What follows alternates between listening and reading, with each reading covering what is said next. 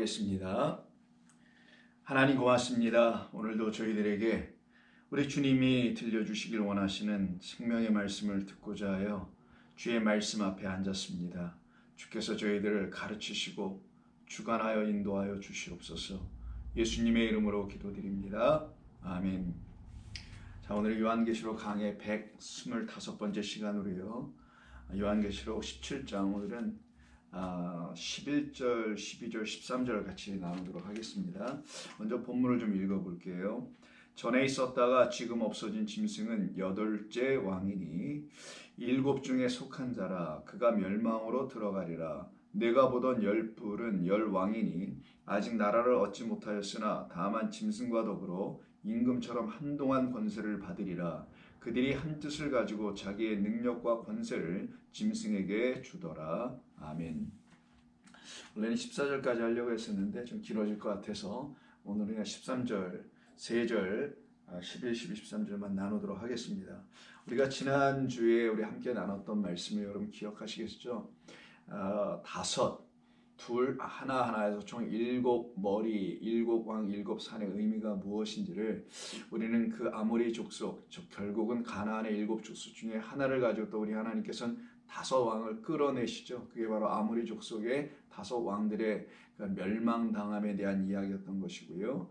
그리고 하나는 있고 또 하나는 아직 이르지 않았다고 했을 때 그 하나는 6번째로서 그 6번째 왕 혹은 머리를 깨달아 알려면은 그가 누군지를 알려면 총 7을 놓고 또 말씀하시는 이야기가 다를리 또 하나가 있는데 그것이 여러분 아시다시피 출애굽 당시에 광야에서 이스라엘 백성들이 만나를 먹는 만나 이야기에서 6번째, 7째, 또 5째 이렇게 나눠지게 되죠. 거기서도 1일부터 5째 날까지 와 6째, 7째가 또 나눠지지 않습니까? 그래서 똑같은 형태들을 다 갖고 있더라는 거예요.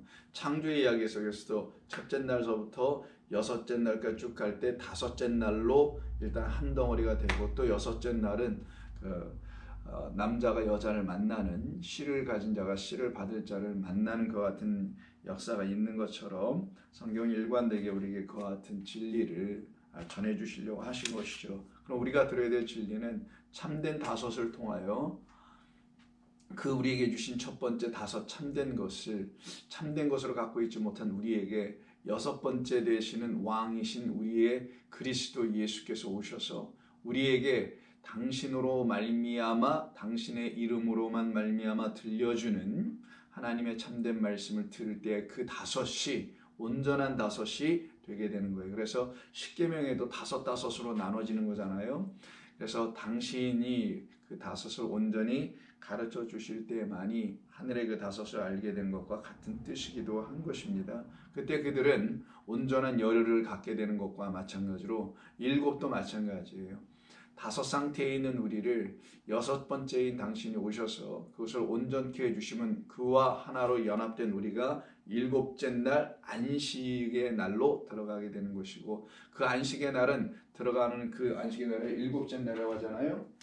쓸 필요는 없습니다. 7째 날을 히브리어는 자인이라고 하는데 이게 7번째에 해당되는 히브리어 자음이에요.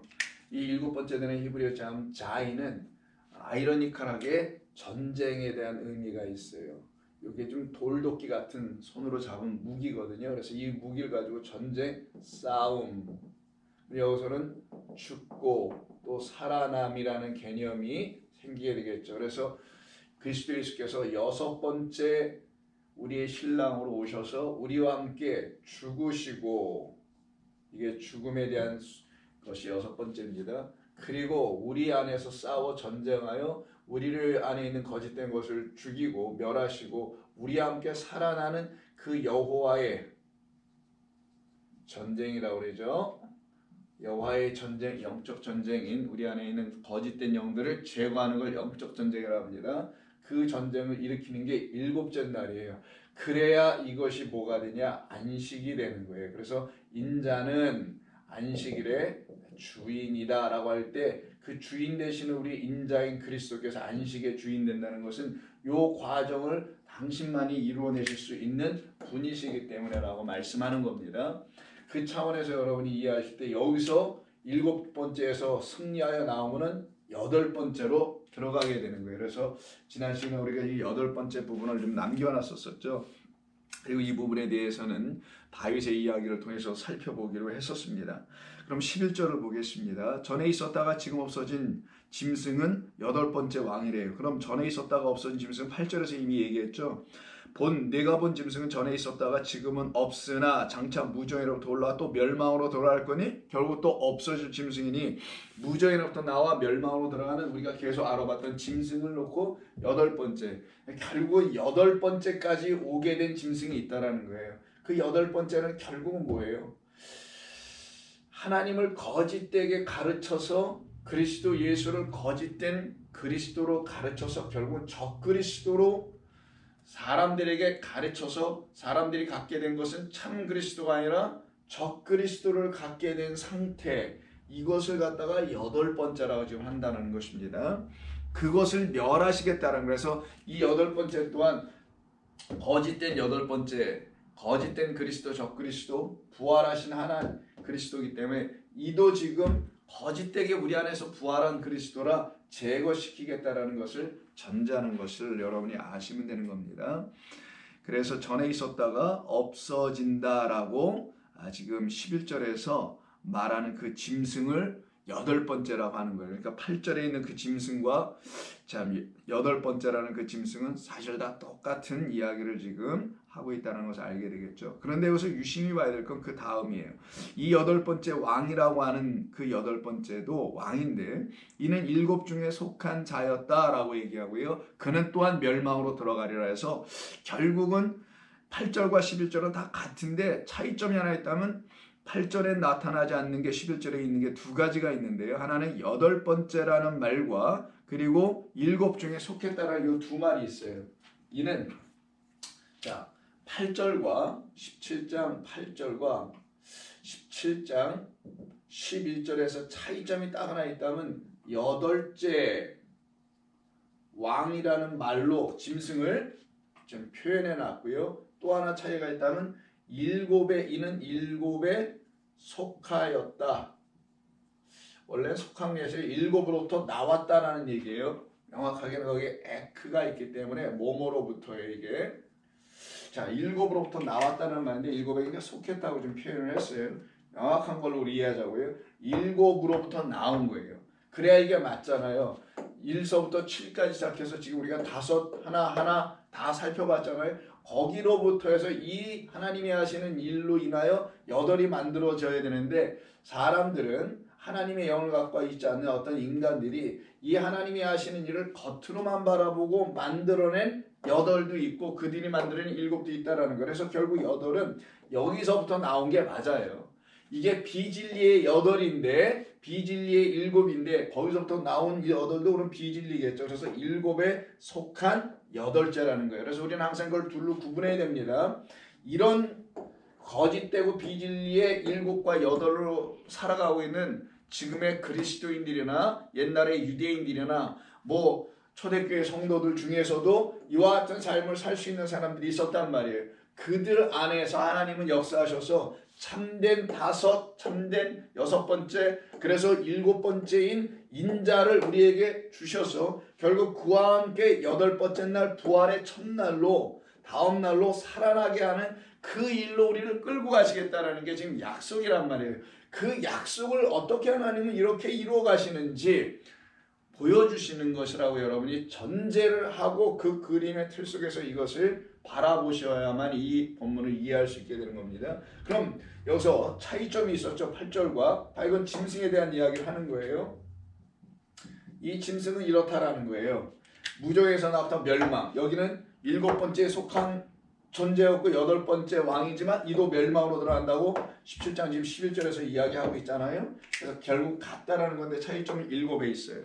일곱에 속하였다 나왔다고 합니다. 그러면 일곱에 속하였거나 일곱으로부터 빠져나오는 자가 있어야 되고 그가 결국 또한 왕이 되는 이야기가 성경에 기록되어야 되겠죠. 그가 바로 다윗인 것이에요.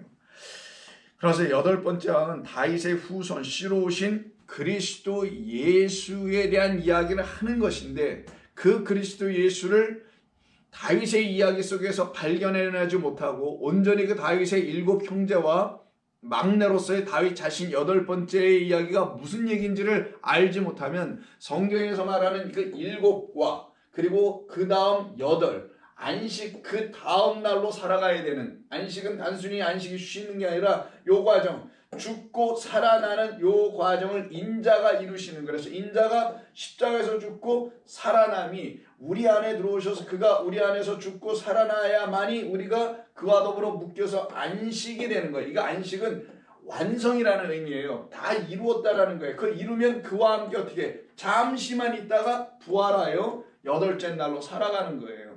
이게 지금 우리 가운데 일어나겠다라는 것을 이루어 주시겠다는 걸 약속한 거니 다윗의 이야기도 그렇게 들어야 되는 게 마땅하지 않겠어요? 그럼 다윗의 이야기가 기록된 사무엘상 16장을 한번 가보겠습니다. 자, 사무엘상 16장은 다윗을 왕으로 세우기 위해서 하나님께서 사무엘 선지자를 이새의 집에 보내는 이야기가 기록된 장입니다. 그때 7절을 보세요. 자, 여호와께서 사무엘에게 이르시되, 그러니까 집을 보낸 다음에 첫 번째 아들 엘리압을 보게 하셨어요. 그때는 마음에 안 드셔서 하나님께서 기름 붓게 하지 않습니다. 그리고는 7절 여호와께서 사무엘에게 이르시되 그의 용모와 키를 보지 말라. 그 이새의 첫째 아들 장자의 키를 보지 말라는 거예요. 내가 여호와 하나님께서 이미 그를 버렸노라. 내가 보는 것은 사람과 같지 아니하니, 이거 잘 기억해 두세요.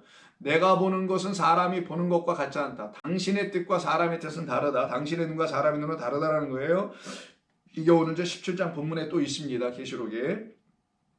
자, 내가 보는 것은 사람과 같지 아니하니 사람은 외모를 보거니와 여호와는 그 중심을 보신다 할 때 중심은 안을 보는 거겠죠. 뭐 여러분 사람들의 중심이 어디예요? 배꼽이 중심인가요? 중심이 아니라 여호와는 안을 보신다라는 거죠. 그러시면서 17절 이하서부터 결국은 7 아들을 다 불러오게 합니다. 다 보니까 마음에 들지 않는 이야기를 걸고 하죠. 그래서 10절 이새가 그의 아들 7을 다 사무엘 앞으로 지나가게 하사 사무엘이 이새에게 이르되 여호와께서 이들을 택하지 아니하셨느니라 하고, 또 사무엘이 이새에게 이르되 내 아들들이 여기 다 있느냐? 라고 묻게 될 때 이새가 말하기를, 그 아버지가 말하기를 이르되 아직 막내가 남았다라고 하는, 이 막내는 그럼 7 지나간 다음에 8번째인 요 막내 아니겠어요? 그래서 막내 8번째가 아직 있다라는 거예요. 그런데 그는 지금 어디 있냐? 여기 있지는 않고 누구랑 같이 있냐? 양들과 함께 있다라는 거예요. 그래서 그는 양을 지키나이다라는 목자로서 다윗 8번째 왕을 설명해 주더라는 거예요. 사무엘이 이새에게 이르되 사람을 보내어 그를 데려오라. 그가 여기 오기까지는 우리가 식사 자리에 앉지 아니하겠노라 하여서 이에 사람을 보내어 그를 데려오매 그의 빛이 붉고 눈이 빼어나고 얼굴이 아름답더라. 여호와께서 이르시되 이가 그니, this is he, 이렇게 얘기한 거죠. 이가 바로 그니라고 해서 딱 알려주십니다. 그때 사무엘이 일어나서 기름을 그 다윗의 머리에 붓죠. 사무엘이 기름 뿔병을 가져다가 그의 형제 중에서 그에게, 즉 그의 형제 중에서죠. 그래서 오늘 본문 17장 여기다 쓸게요. 그냥 17장 11절에서 8번째는 7으로부터, 화살표를 이쪽으로 써야 되겠네요. 자, 7으로부터 나왔다 그랬죠. 그럼 7, 바로 다윗의 형제 7 중에라고 오늘 얘기하잖아요. 지금 사무엘상에서 7 중에서 8번째에 해당되는 자로 이렇게 연결되는 거예요. 자, 다시 한번 보세요. 13절. 그 형제 7이죠. 형제 중에서 그에게만 붙습니다. 이날 후에 이후로 다윗이 여호와의 영에 크게 감동되더라 라고 합니다. 그러면 이새의 7 아들과 8번째 아들인 다윗이 이렇게 구별되어 나눠지는 거죠. 하나님은 왜 이렇게 일을 하셨는가? 다 하나님의 전체적인 계획 속에 있었기 때문에요. 처음부터 창조 7일을 이루시면 그 새롭게 지어진 그들은 그 7 다음에 8이 오죠. 8번째 날로 들어가는 거예요. 이게 노아의 방주 안에 들어가는 것과 같은 것이에요. 8명이 탄다는 그 개념이. 자, 바로 이렇게 끌고 가시는 겁니다. 그래서 이새의 7 아들은, 이들은 바로 사람의 눈으로 보고 취하여 갖게 된 그 상태를 말하는 거예요. 일곱 아들이라는 게. 일곱의 아들이라는 이 이세의 이야기 속에서 이 다윗, 사무엘 그 기름 붓는 이야기 속에서 일곱 아들이라는 그 개념은 무엇이냐? 사람의 눈으로 보고 취하여 갖게 된 어떤 것이에요. 그걸 일곱 아들로 얘기하는 거예요. 그 일곱 아들은 내가 취하지 않는다라는 거예요, 하나님께서. 그러면 이 말을 우리 안에 잘 생각해 보자고요. 우리 안에 우리의 눈, 사람의 눈, 사람들이 전통과 역사 속에서 가르쳐준 어떤 눈으로 하나님의 말씀을 읽고 갖게 된 깨달았다고 하는 그것은 하나님이 당신께서 보시고 뭐라고 하시냐? 나는 그들을 취하지 않아 라고 하신다라는 거예요. 그것은 너희들의 눈으로 취하여 일곱을 안으로 갖고 있는 것들이야. 너희들의 인간의 눈으로 내 말과 나와 창조를 바라보고는 너희들의 마음대로 취하여 갖고 있는 것을 너희들이 갖고 있는 거짓된 일곱이라고 하는 거예요. 그 거짓된 일곱은 내가 취하지 않아. 누구로? 내 것으로. 그들에게는 나의 영 기름이 부어지지 않아. 그 말은 그들에게 이미 나의 영 기름이 부어지지 않았기 때문에 이 일곱에게는 일곱에게는 나의 영이 없어 라고 얘기하는 거예요. 없다라는 걸 알려주려고 다윗에게만 기름을 붓는 거예요. 다윗에게만. 그는 그 일곱과 다르다라는 거예요. 사람의 눈으로 보는 그 일곱이 아닌 나의 눈으로 본 일곱된 자요. 그래서 나와 함께 다시 살아난 나의 영을 가진 여덟 번째 날을 살아가는 여덟째 왕이다라고 얘기하는 거예요. 그러니 이것은 우리 안에 있는 일곱 왕, 일곱 머리, 일곱 산이라는 일곱 귀신, 일곱 다른 영을 얘기하는 거겠죠. 그게 바로 사람의 눈으로 취한다라고 했던 그 7절, 사무엘상 16장 7절에서 내가 보는 것은 사람과 같지 않다고 하는, 사람은 외모를 겉을 보지만 나는 안을 본다. 이게 겉을 본다는 게 사람을 인터뷰할 때 겉을 본다 이런 얘기가 아니라 사람은 모든 걸 보면 겉의 것만 볼 수밖에 없다라는 거예요. 그게 인간 육의 한계예요, 사실. 이게 또 잘못된 말은 아니고 인간이 이걸 인정하면 되는 것뿐이에요. 우리가 보아봐 다 겉에 보이는 것. 우리가 나무를 보면 나무 속안을 못 보잖아요. 이렇게 하늘 보면 하늘, 하늘도 그렇고, 어떤 걸 보면 여러분 그 안에는 안 보이잖아요. 이게 인간이 갖고 있는 눈의 한계 아닙니까? 이 벽을 뚫어서 그 안을 보나요? 그 안에는 상상하거나 어떤 것을 이미 알고 있는 지식으로 그 안을 걸 보는 거잖아요. 마찬가지예요. 우리는 항상 이렇게 겉의 것만 봐요. 여기 칠판을 봐도 겉의 것만 봐요. 이 안에, 결국 이 칠판 너머에 있는 저 안에 있는 거, 칠판이 갖고 있는 이 안쪽에 있는 걸 못 보잖아요. 그게 인간의 눈의 한계라는 거예요. 그래서 사람은 여기만 본다라는 거예요. 근데 이 여기만 보고 이것이 전부라고 알고 있어서 이걸 해석해내서 막 이거 가지고 씨름해가지고 뭔가를 만들어 이게 7이야, 이게 온전한 7이야, 그리고 그 온전한 7으로 말미암아 우리 온전한 8이 됐어 라고 말하는 이들을 거짓된 자들이라고 하고, 하나님께서는 나는 어딜 보냐? 여길 보는 게 아니라 나는 이 안을 본다라고 하는 거예요. 저 너머를. 그걸 아니라고 하는 거. 그걸 갖다 중심이라고 했던 거예요. 지금 성경은. 그것을 보게 되려면 너희들은 못 보지. 너희들이 그걸 봐야 되는데 그럼 너희들은 나의 영으로 봐야지. 나의 눈으로 봐야지. 내 눈 안에 있는 것으로 봐야지. 이런 말씀하시는 거예요.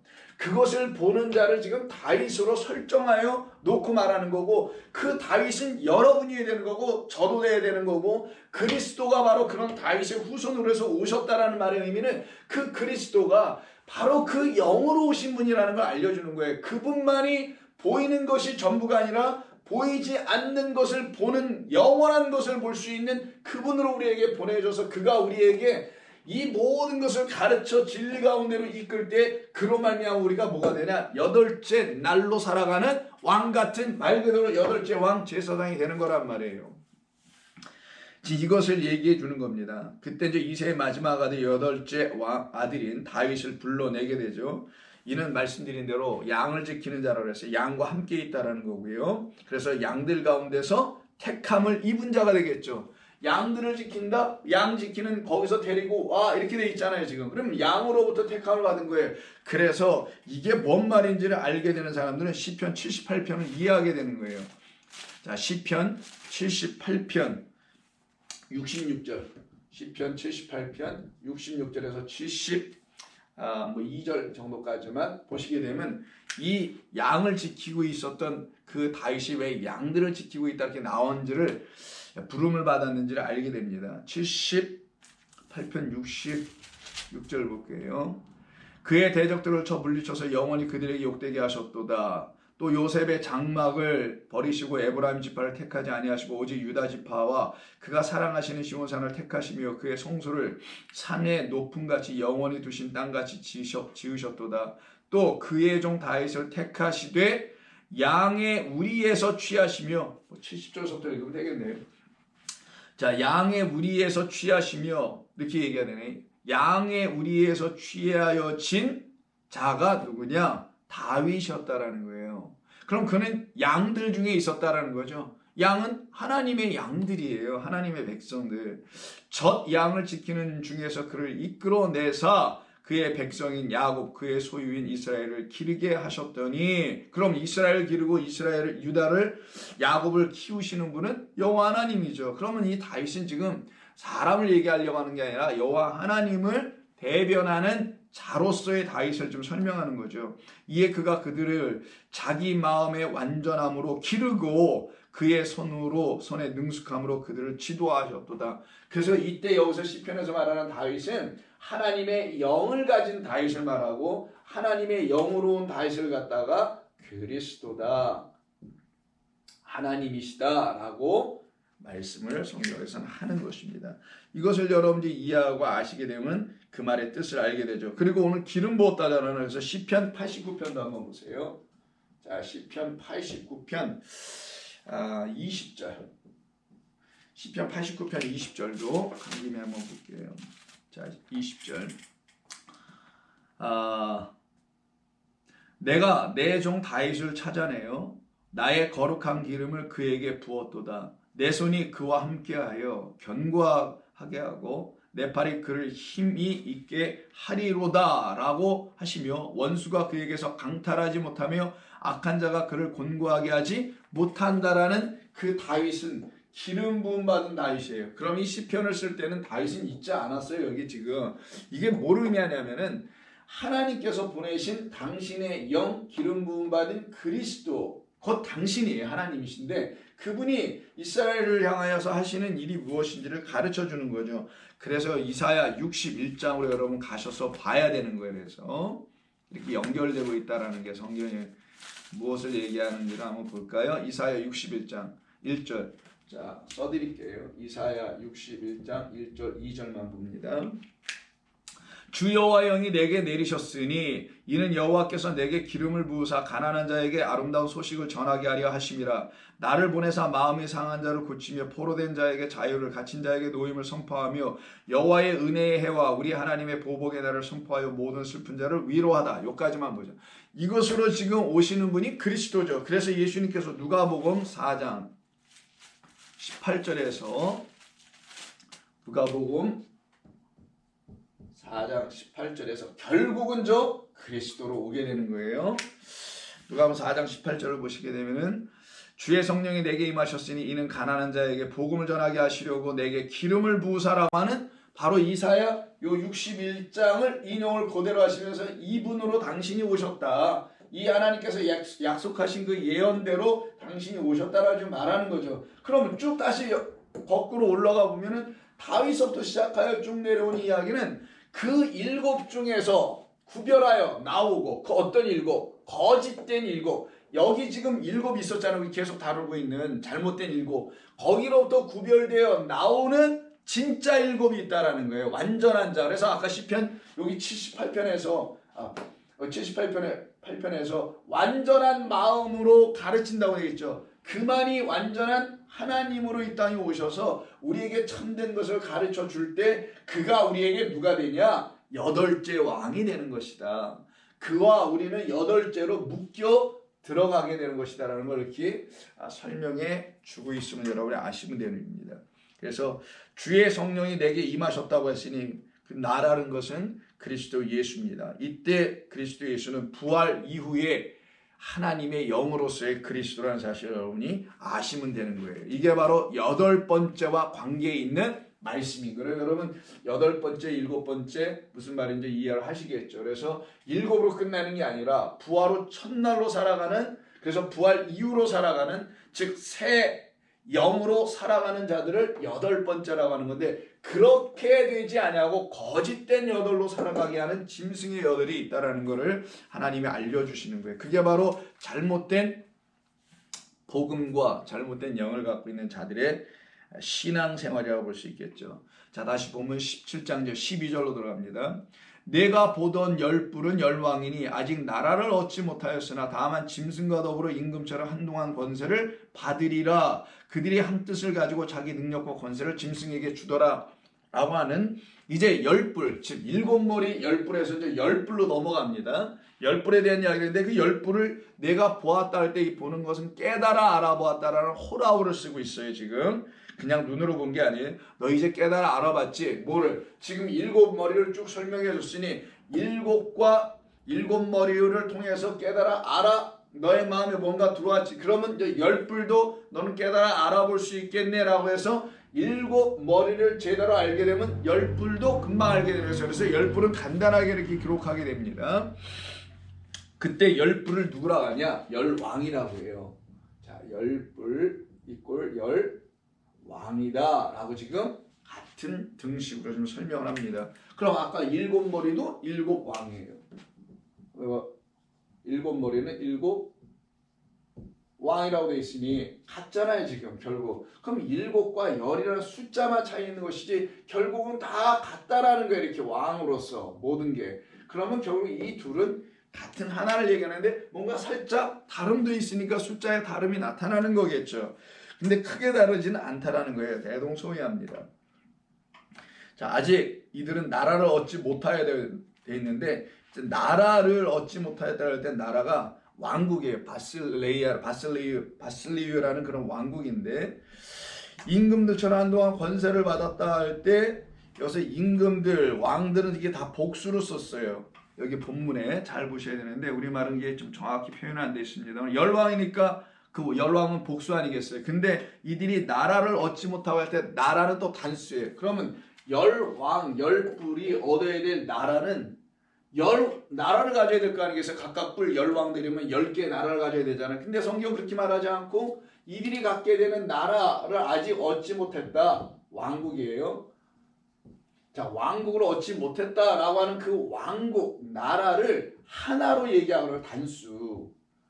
그럼 이들이 생각하는 나라가 하나 있다는 거죠. 그게 성경에서는 하나님의 나라예요. 이 나라밖에 없습니다. 성경에서 우리에게 가르쳐 주려고 나라를. 그런데 이 짐승 10뿔 7머리가 말하는 그들이 또한 자기들이 갖고 있다라는, 그래서 사람들에게 전해준다는 이 하나님의 나라는 이게 하나여야 되겠죠. 그래서 하나로 얘기하는 거예요. 근데 이 나라가 하나님의 나라가 아니라 이 하나님이 우상이 된 우상, 곧 짐승의 나라라는 거예요. 결국은 이들이 갖고 있는 이 나라를 근데 아직 얻지 못하였다라는 거예요. 왜? 얻지 못하게 하나님 하시고 우리 하나님께서 우리에게 어떤 걸 주시냐? 이 하나님의 당신의 나라 하나만 주시잖아요. 그 당신의 하나님의 나라를 갖다가 그리스도라고 하는 거예요. 이걸 땅이라고 하고 약속에 그리스도라는 그 하나님의 나라로 오신 그분을 우리에게 주시게 돼 있는 거지 다른 나라가 있는 게 아니라, 하나님의 나라는 너희 안에 있다고 하잖아요. 우리 안에 거하시는 하나님 곧 그 나라, 그 나라로 오신 그 하나님이 그리스도 예수이신 거예요. 그분으로 갖게 하지 않고 짐승과, 즉 짐승을 대변하는 7머리 10뿔 7왕 10왕 하나님의 말씀 7을 잘못된 상태로 갖고 또한 10말씀을 잘못된 상태로 갖고 있는 그들이 만드는 나라는 결국은 겉으로 볼 때는 모양새는 하나님의 나라라고 말은 하지만 하나님의 나라가 아니라 우상이라는 바울의 나라고 거짓된 나라라는 것을 알 수 있어야 된다는 거예요. 그래서 여기를 직역해보면 10뿔 10왕은 그 7왕들처럼 한동안 권세를 받기로 되어 있다. 이게 현재형으로 되어 있어요. 그래서 늘 역사 속에서 나타나는 거예요. 이게 과거주의적 해설하면 로마에 있는 무슨 열왕이니 뭐 시저들 쭉 나열해서 10명의 왕들을 출연하니 7산들을 또 출연해서 로마 인근 근처에 있는 산들을 놓고 자꾸만 얘기한단 말이에요. 그러면 우리가 과거 지향으로 살아갈 사람들이에요? 아니면 영원이라는 현재를 살아가는 사람들입니까? 현재가 영원이에요. 이게 철학적인 표현이 아니라 지금 내가 여러분들이 하나님의 생명을 갖게 되면 지금이 여러분들은 부활하여 살아난 거니까 그때가 그냥 영원이 된 거예요. 그래서 영원과 현재는 다른 게 아니에요. 그렇게 되지 않은 상태를 지금 말하는 거예요. 그래서 짐승과 하나가 되어 있는 이 열불, 열왕 또한 참된 말씀 진리를 주는 자가 아니라는 걸 알려주는 거고 결국은 거짓된 우상의 말을 주는 자이므로 자신 곧 열불 열왕이 주는 거짓된 말이라는 것은 열 언약의 말씀을 왜곡하여 계명 곧 행위의 계명으로 주는 자를 열왕이라고 하는 거예요. 자, 열에는 열 말씀 10계명이 있어요. 기본 이게 있잖아요, 여러분에게. 근데 이 10계명의 본래의 뜻은 먼저 다 아시잖아요. 첫 번째 돌파는 파기되고 두 번째 돌파로 다시 받는 거잖아요. 첫 번째 돌파는 행위의 법으로 읽혀지는 거예요. 이건 죄와 사망의 법으로 읽혀지는 거예요. 이건 우리를 죄와 허물로 죽고 있다라는 사실을 가르쳐주는 책이어야 되지 이게 행위의 법으로 끌려가면 안 된단 말이에요. 그럼 여기서 이 법으로 맞고 죽고 다시 살아나야 되는 거예요. 그때 우리에게 주는 새 말, 새로운 말씀, 요 말씀을 다시 두 번째 돌판으로 모세가 받는 거잖아요. 이때는 열 언약의 말씀으로 받는 거예요. 언약으로. 약속하심으로 받는 거예요. 나를 이렇게 지어가시고 만드신다는 나를 행위의 법으로가 아닌 은혜의 법으로 나를 생명의 성령의 법으로 하나님의 진짜 법으로 나를 이렇게 지어 이쪽으로 끌고 가실 거라는 걸 약속하시기 위해서 우리에게 다시 새 말씀을 보내주시겠다. 그래서 그 새 언약의 말씀으로 오신 분을 그리스도라고 얘기하는 거예요. 우리 주님이라고. 그걸 열 말씀이라고 하는데 이걸 왜곡되어 다른 말로 갖게 해주는 행위의 법으로만 갖게 해주는 자들에 대한 이야기를 지금 하고 있는 것입니다. 그때 그들 안에는 거짓이 횡행하겠죠. 잘못된 것들이 가득 차고도 넘쳐날 거 아니겠어요. 그 상태로 떨어져 있는 그들을 거기서 끄집어 내어주시는 것이 지금 우리 주님이 하시는 일이라는 거예요. 그러면 열불 열왕은 그의 앞에 있는 일곱 왕들과 다름이 없는 것이겠죠. 다름이 있지 않아요. 결국 다 이렇게 같은 거예요. 이렇게 같다라는 것은 이들이 하나로 좀 묶여 있다라는 걸 말하는 것이라도 볼 수 있는 것이죠. 그러면 다름이 없다라는 것은 그들이 하나로 묶여 있어. 그러면 열불 열왕이 하나로 묶여 있다. 결국 한 덩어리다라는 말의 의미가 무엇일까? 이미 우리 주님께서 힌트로 다 주신 게 있는 거예요. 그게 무엇이냐면은 다름이 아니라 열불 열왕은 뿔과 머리에 대한 개념으로 이해해 보라 라고 하시는 것 아니겠어요? 뿔과 머리로 이해해 보면 여러분 금방 알 수 있잖아요. 자, 머리 결국 뿔, 요 둘 남아요. 일곱이냐 열이냐만 있을 뿐이지 결국 같습니다. 자, 이때 그럼 머리를 한번 이렇게 그려보자고요. 짐승의 머리라고 생각하시고 눈이 이렇게 있고 뿔이 이렇게 나올 거 아니에요. 이렇게 뿔이 제가 못 그리니까 이해하시고 그럼 이게 열 뿔이라고 하는 거고 이게 일곱 머리라고 하는 거예요. 이들이 지금 떨어져 있나요? 짐승에서 다 붙어 있잖아요. 소나 염소를 보시면 이게 붙어 있지 않습니까? 그러면 일곱 머리와 열 뿔은 하나로 있는데 결국 머리는 일곱이고 뿔은 열로 지금 설명하고 있는 것 뿐이에요. 이 차이만 있을 뿐이지 사실 다를 건 없다라는 거예요. 그럼 일곱 머리는 일곱 왕이고 열 뿔은 열 왕으로 설명해서 이 둘 다가 다 왕 노릇하고 있는 어떤 존재죠. 그러므로 뿔과 머리는 왕이라는 공통 분모 안에 서로 하나로 묶여 있다는 것을 알 수 있어요. 그래서 전에도 말씀드렸지만 이 머리와 뿔을 형상화해서 만든 상형 문자가 히브리 문자인데 그 히브리 문자의 첫 번째 자음이 알레프라는 요 단어였다는 거 기억나시죠? 요게 지금 두 뿔이에요. 이 뿔 두 개를 상징한 거고 요건 머리예요 지금. 그래서 머리와 뿔을 갖고 있는 요 존재가 누구냐? 결국 알고 보니 하나님을 상형화한 거예요. 하나님을 그려보려니 하나님이 안 그려져. 누구인지를 보질 못했으니 안 돼. 그래서 짐승을 가지고 사람들이 이렇게 상형화 만든 거예요. 이렇게 하나님은 이런 분일 거야 라고 그린 거예요. 하나님은 머리도 있고 뿔이 있어. 그럼 머리도 있고 뿔이 있다라는 그 일곱 머리와 열 뿔은 그건 누굴 말하냐? 보이지 않는 영원하신 하나님을 말하는 건데 이 보이지 않는 하나님을 보이는 하나님으로 이렇게 만들어 자꾸만 보여주려고 해. 사람들이 느끼도록 자꾸만 만들려고 애를 써. 감정적이든 무슨 어떤 차원이든 이렇게 살아계시는 게 어떤 분을 이렇게 만지게 자꾸만 해주려고 하는 보이는 하나님으로 바꾸려고 하면 이 하나님이 누가 되냐? 그게 우상이 된다는 거예요. 거짓이라는 거예요. 이게 피조물 상태라는 거예요.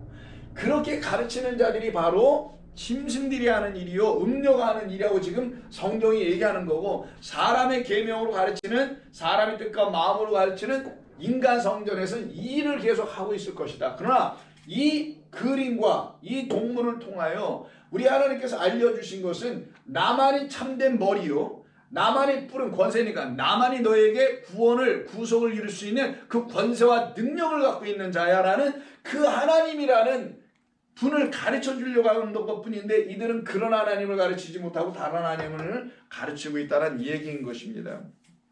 그래서 이 하나님을 일곱이라고도 또 열이라고 하는 것이에요. 왜 그러냐면 하나님만이 당신의 약속의 말씀을 열 말씀으로, 그리고 우리로 당신의 언약의 백성 일곱으로 다시 창조하실 수 있는 유일한 전능하신 하나님이라는 것을 이 일곱 머리 열 뿔로 지금 설명하는 것인데, 이렇게 가르쳐내지 않는 일곱 머리와 열 뿔의 하나님이 있다라는 거예요.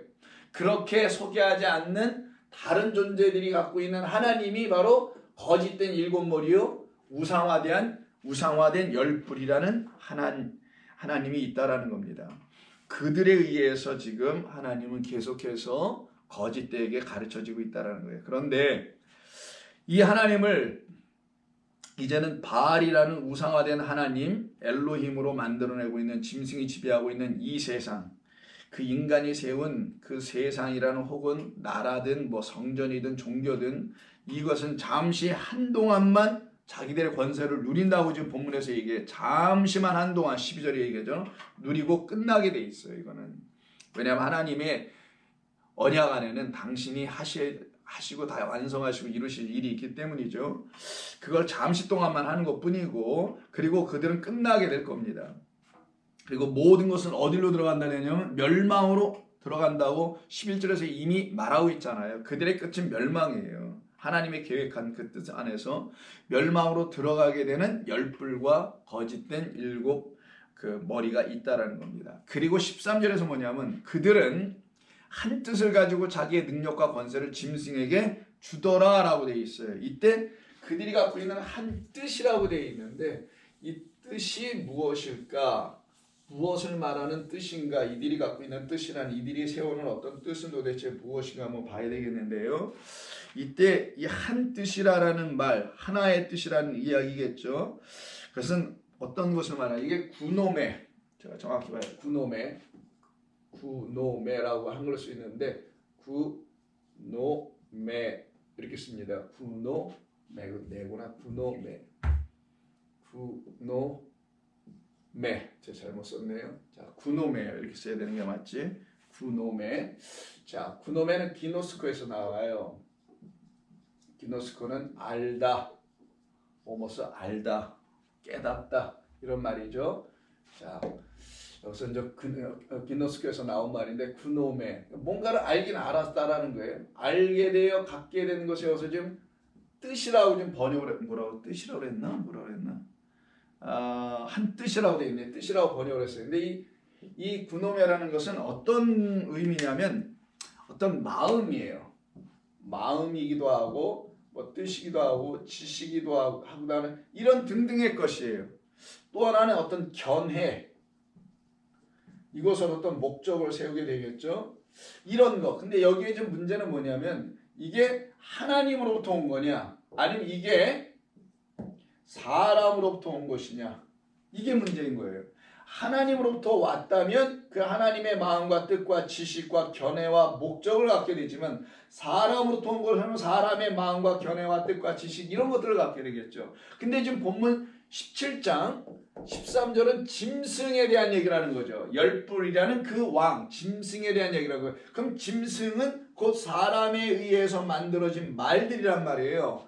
그 사람의 말, 짐승의 뜻, 짐승의 견해, 짐승의 목적 이걸 말하는 거죠. 자, 그렇게 기본적으로 이해하시면은 요 말씀과 반대되는 말씀이 똑같은 단어가 사용된 딱 한 군데가 17절에 있어요. 이는 하나님이 자기 뜻대로 할 마음을 그들에게 주사 한 뜻을 이루게 하시고 그의 나라를 그 짐승에게 주게 하시되 하나님의 말씀이 응하기까지 하십니다. 그래서 하나님의 뜻이 이루어지게 되는 그 뜻을 이루려고 요 짐승에게 잠시 동안 맡겼다고 지금 11, 12절에서 말하는 거잖아요. 그래서 17절에도 보면은 당신의 백성들에게 당신의 마음을 주고 이 짐승들에게는 짐승들의 마음을 계속 갖도록 하나님이 허락해 놓는다라는 거예요. 왜? 당신의 계획과 그 뜻을 다 이루실 때까지. 그래서 하나님의 말씀이 응할 때까지는 이렇게 되니까 그 응하는 게 뭐예요? 거짓된 7, 거짓된 5, 거짓된 6번째, 7번째를 다 멸하시고 7귀신 떠나고 거짓된 8번째라는 거짓된 그리스도 이도 다 멸하게 하고 참 그리스도 진리의 하나님만이 우리에게 영이 되어 들어오게 하시는 당신의 마음과 뜻과 지식과 견해와 목적 어떤 것이 좋습니다. 그 하나님의 마음과 하나님의 뜻으로 하나님의 말씀을 깨달아 알게 된 그들은 참된 마음 뜻을 지식으로 알게 될 것이다. 이들로 이렇게 구별해 놓는 거예요.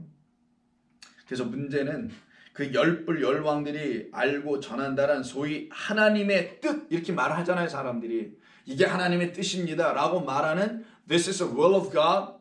God is willing to do this for you. 뭐 이렇게 표현하잖아요. 하나님 이걸 당신에게 하기를 원하세요. God wants you to do it. 뭐 이렇게 표현하다. 하나님 당신이 이런 일을 이루시길 원합니다. 이렇게 말할 때 그때 하나님의 뜻이라는 게 등장이 되거든요. 하나님의 뜻은 하나님의 말씀 안에 다 담겨 있어요. 그럼 말씀의 뜻을 알면 하나님의 뜻을 알게 되는데 하나님의 뜻을 가르쳐 주려면은 알게 하려면 말씀을 가르치는 것밖에 없다라는 거예요. 그래서 근데 그 말씀을 안 가르치고 이걸 행위로만 요구만 하고 있는 이들을 혹은 삶에다 실천하여 뭔가 이루어보려고 이렇게 부추기고 있는 자들은 하나님의 말씀을 가르치는 그 뜻을 알게 하기 위해서 하나님의 마음 요 그노메를 알게 하기 위해서 계속은 그노메가 되네. 우리말로 그냥 그노메 하나님의 뜻 때문에 사람들이 만들어낸 그런 것을 알게 해주시기를 원하는 게 아니라 하나님의 말씀 안에 담겨있는 그 뜻을 깨달아 알면 하나님의 마음과 뜻을 알게 되는 건데 이 일은 등한시하고 엉뚱하게 그냥 행위나 요구하고 있는 그들은 또 입버릇처럼 이게 하나님의 뜻입니다. 이게 어떻게 하나님의 뜻인지 사람이 쉽게 어떻게 이걸 말할 수 있는지 모르겠어요. 하나님의 뜻을 알려면 그에게 하나님이 직접 당신의 뜻을 가르쳐 주시는 말씀의 임함, 영의 임함이 있어야 될 거 아니겠어요. 그걸 어떻게 본인 스스로가 본인과 하나님 사이에서 일어날 일이지 제3자인 뭐 목사가 혹은 어떤 성도가 어떻게 이걸 얘기할 수 있겠냐고요. 함부로. 근데 막 인간이 갖고 있는 그 권세, 능력, 권위 이런 게 있죠. 여기 본문에도 지금 보면 짐승에게 자기의 능력과 권세, 능력은 두나미스고 권세는 엑수시아인데 이걸 막 주잖아요. 지금 목사들이. 그래서 될 게 아닌데 그런 건 정말 사람 죽이는 건데 정말 죽이네 진짜. 이것으로 이들은 짐승에게 능력과 권세를 헛되게 자꾸만 주려고 하는 거예요. 그래서 결국은 인간에게 준 자기 견해, 자기 지식, 판단 때문에 결국은 자기들의 마음대로 알게 된 하나님에 대한 지식을 놓고 구노메라고 하는 거예요.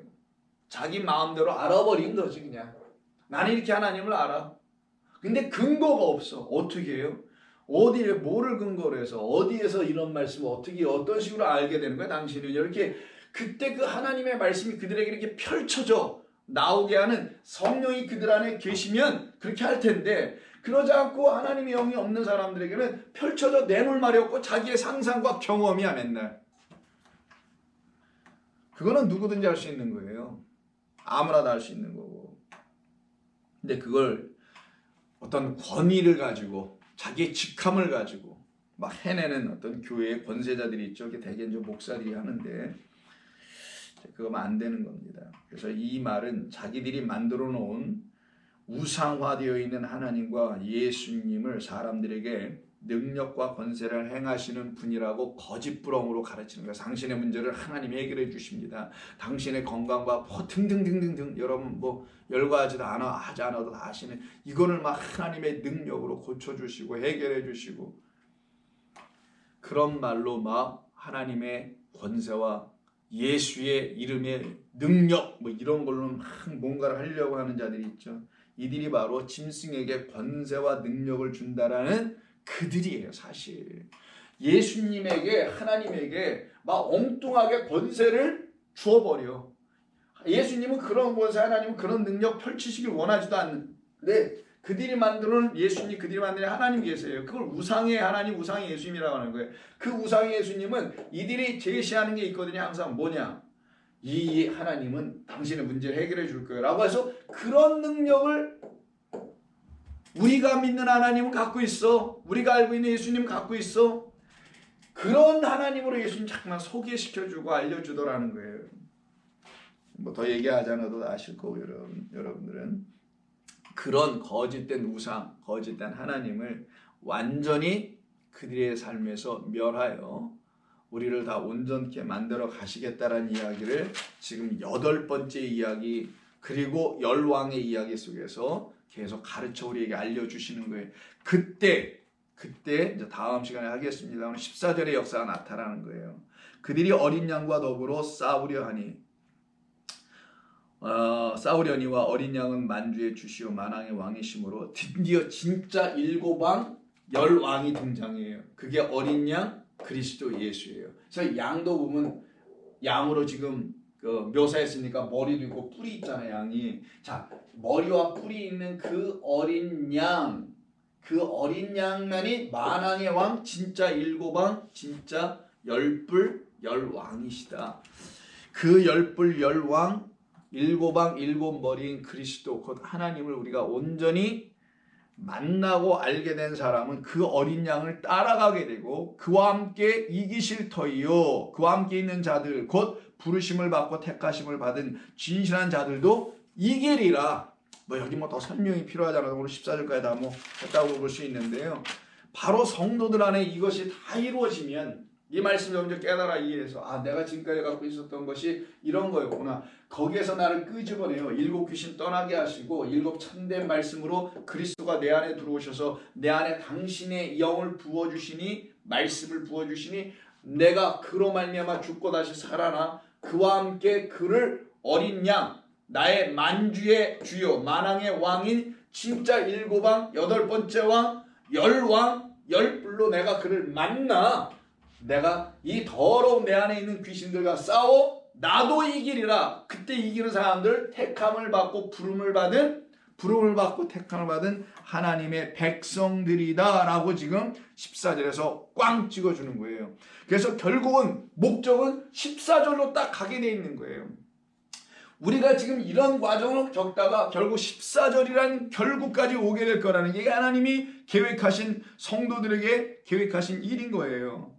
그래서 다시 보시면 14절 그들이 어린 양과 더불어 그 거짓된 짐승들이 싸워요. 더러운 영들이 참된 진리에 영을 갖고 있는 자들과 싸우더라는 거예요. 그러나 어린 양은 만주의 그들이 믿는 우리가 믿는 어린 양 있죠. 어린 양은 만주의 주요 만왕의 왕이심으로 그 짐승들 음녀들 거짓된 자들이 이길 수 없고 그래서 그들을 이기실 터이요 또 그와 함께 있는 자들 곧 부르심을 받고 택하심을 받은 진실한 자들 그래서 신실한 자들 믿음이 있는 자라는 뜻인데 그들도 이기리로다. 이게 여러분이 이해야 됩니다. 여러분들은 이렇게 하나님의 말씀으로 이렇게 승리에 나오는 거에서 이 세상으로부터 나오고 죄로부터 나오고 거짓으로부터 나와서 참된 주님 안으로 영원토록 들어가는 하나님의 거룩한 백성으로 만들어 가시는 하나님의 그 일하심과 섬기심이 하나님의 뜻과 마음이 다 여러분 가운데 이루어지기를 바랍니다. 기도하겠습니다. 주님 고맙습니다. 오늘도 저희들에게 이 말씀을 주셔서 감사합니다. 주의 말씀이 이제 우리 안에선 주야로 다시 묵상되게 하여 주시는 성령의 인치심이 있게 하여 주옵소서. 예수님의 이름으로 기도드립니다. 아멘.